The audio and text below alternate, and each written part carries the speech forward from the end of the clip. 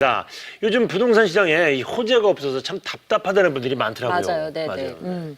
2020년까지 아파트 값은 변동이 크겠지만 뭐 네. 장기적으로 보면은 오른다고는 하잖아요. 맞아요. 네. 한국자산관리연구원 네. 고종환 원장과 함께 네. 여러 가지 얘기 나눠보도록 하겠습니다. 어서 오십시오. 안녕하세요. 네, 뭐 안녕하십니까. 답답한 마음인데 네. 더군다나 이제 대통령 탄핵까지 결정이 되면서 네. 부동산 시장이 더 얼어붙는 게 아닌가 싶어요. 요즘 시장 동향 어떻습니까? 네, 그렇습니다. 네. 이제 꽁꽁 얼어붙었다라고 말할 수 있고요. 네. 한마디로 부동산 시장은 지금 숨고르기 장세가 전개되고 있다라고 네. 볼 수가 있죠. 이제 부동산 심리가 좀 악화되고 뭐 비수기니까 거래가 잘 안 되죠. 네. 강남 사고는 일제히 하락하고 있고 수도권의 분양 시장도 양극화 현상이 나타나고 있습니다. 네. 한마디로 이제 11.3 대책에다가 또 금리 인상, 최근에 또 주택담보대출 규제가 좀 강화되고 있잖아요. 예, 금융위에서 뭐 정치 혼란 리스크 이런 것들이 한꺼번에 작용을 하면서 뭐 이러다가는 부동산 시장이 다시 얼어붙는 게 아닌가 하는 경착륙 우려도 나오고 있습니다. 예. 신도시 분양 같은 경우는 좀 더 심각해 보이기도 하는데 뭐 위례 네. 신도시 같은 경우는 웃돈이 뭐 1억 이상 빠졌다고요. 네, 그렇죠. 뭐 네. 위례나 하남이나 동탄 신도시가 인기 지역이었잖아요. 네네. 그러니까 어쩌면 이거는 뭐 자연스러운 현상이죠. 왜냐하면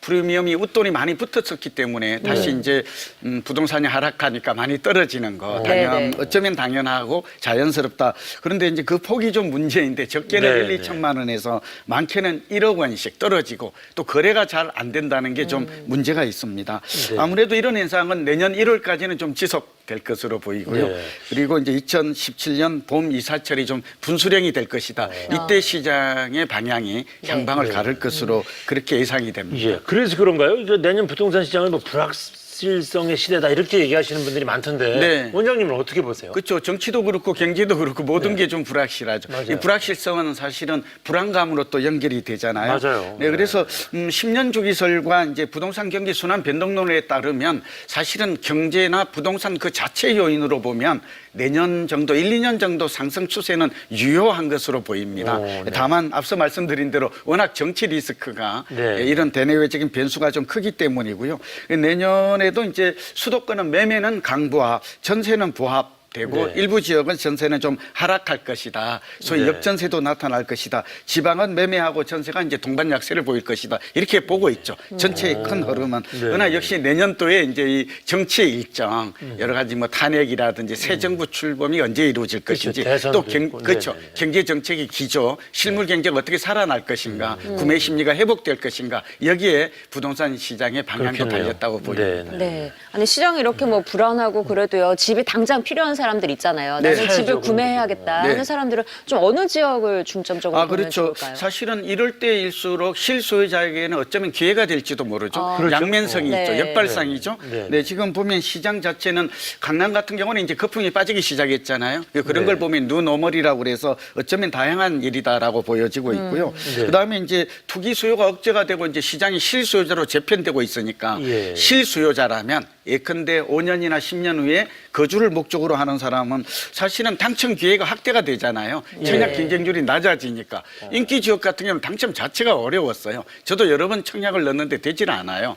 두 번째는 분양권 가격이 결국은 하락하게 되면 네. 그만큼 내 집 마련의 비용 부담도 줄어들게 되죠. 예. 그래서 좀 눈여겨볼 만한 게 이제 강남이나 이런 것은 많이 올랐으니까 네. 수도권 중에서는 용인이나 수원, 성남, 광주, 광명 등 소위 말하면 서울에서 인접한 지역 또 강남 대체 주거 지역이 될 만한 지역 이런 점들을 눈여겨보아야 할 것 같고요. 그 중에서도 가장 좀 제가 주목해야 될 부분은 서울 세종간 고속도로죠. 우리가 네. 제2경부고속도로라고 하는 용인이나 광주 이런 주변 지역에 소위 미래 가치가 유망한 땅값이 오르는 이런 지역을 네. 주목하는 전략이 바람직해 보입니다. 네. 그러니까 이렇게 부동산이 꺾이는 시점에서도 오히려 실수요자에게는 기회가 될 수도 있다. 이렇게 그렇죠. 역발상이죠. 역발상이군요. 네네. 예. 적극적으로 예, 저는 청약을 통해서 통장을 이용해서 내 집 마련하는 전략은 유효하다고 생각됩니다. 그래서 우리 원장님이 어디 좀 괜찮은 지구를 한번 직접 다녀보셨다고요?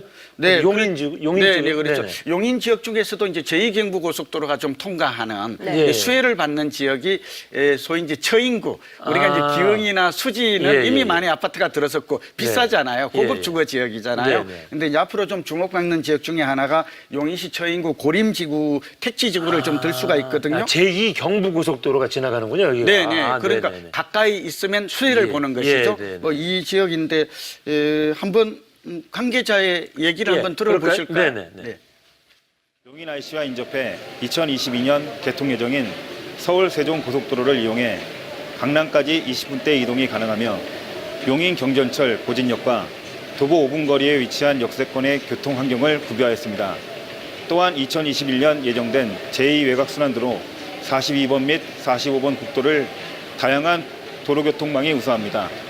또한 위례, 신사, 광주, 에버랜드를 잇는 수도권 남동부 광역철도망 구축 사업이 추거 검토 사업으로 선정되어 교통환경의 개선도 점진적으로 이루어질 예정입니다. 뿐만 아니라 2017년 예정되어 있는 용인 물류터미널과 2018년 완공 예정인 용인 테크노밸리로 인해 직주 근접형 아파트로서 풍부한 주거 수요를 확보했습니다.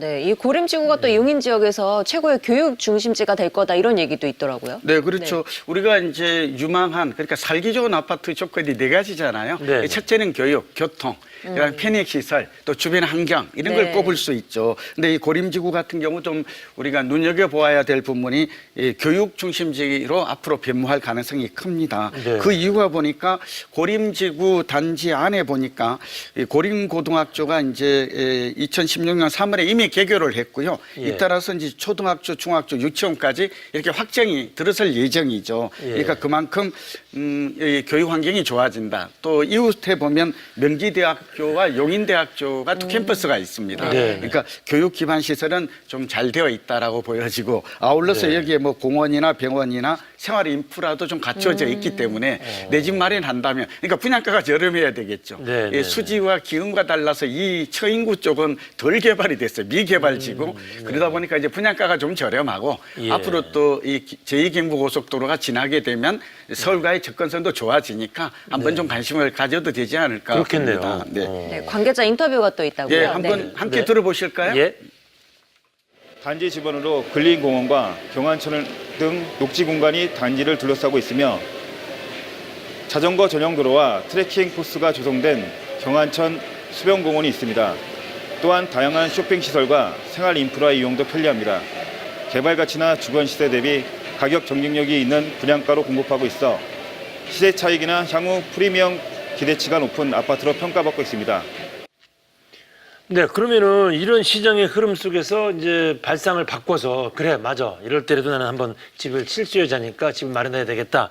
이런 분들한테 이런 거 주의하세요라고 해주실 말씀이 있을 것 같아요. 네, 그렇죠. 뭐 투자 포인트가 될 수도 있고 네, 네. 또 판정을 바꾸면 주의할 점도 될 예, 수 예, 있죠. 네. 함께 설명을 드리죠. 네. 아무래도 지금 뭐 정치적인 혼란 리스크도 있지만 부동산 시장의 가장 리스크는 금리가 인상되고 있고 예. 미국이 금리를 또 내일 인상할 가능성이 예, 있다는 내일 거 아니에요? 새벽이죠. 또 네. 우리도 또 올릴 수도 있다. 예, 뭐 예. 이런 얘기도 나오고 있고 그런데다가 지금 무엇보다도 금융위원회가 가계부채 때문에 주택담보대출 규제 DTI라고 아시죠? 네, 네, 총부채 상환 비율 이런 것들을 원리금 상환을 한다든지 좀 강화하고 있어요. 예. 이런 것들을 감안하게 되면 이제 무리하게 많은 대출을 받아서 집을 사기는 좀 어려워졌죠. 네, 네. 그런 점을 하나 집값의 40% 이내에 어느 정도 자금이 마련된 이후에 내 집 마련에 나서는 게 좋겠다는 말씀을 드리고요.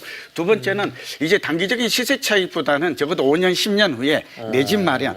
그러니까 실거주 목적에서 이제 주택 시장도 접근해야 될 것 예, 같아요. 그렇군요. 그리고 오늘 좀 말씀드렸습니다만 네. 지금 주거 환경이 잘 된 것보다는 앞으로 주거 환경이 나아질 것. 이렇게 네, 아까 이 경부 고속도로라든지 그러면 개발 지하철. 호재가 있는 거. 그렇죠. 미래가치라고 그러죠. 예, 예. 성장 지역, 미래가치 지역을 좀 주목해라. 그리고 예. 분양가는 좀 꼼꼼하게 따져봐야 될 것 같아요. 예, 예. 이곳이 비교해보고. 앞으로 유망하다고 네네. 하더라도 예. 분양가가 과연 적정한지 이런 것들은 꼼꼼하게 따져서 의사결정을 하는 것이 현명하다고 보입니다. 아유, 네, 오늘 말씀 잘 들었습니다. 고맙습니다. 고맙습니다. 네, 감사합니다. 네.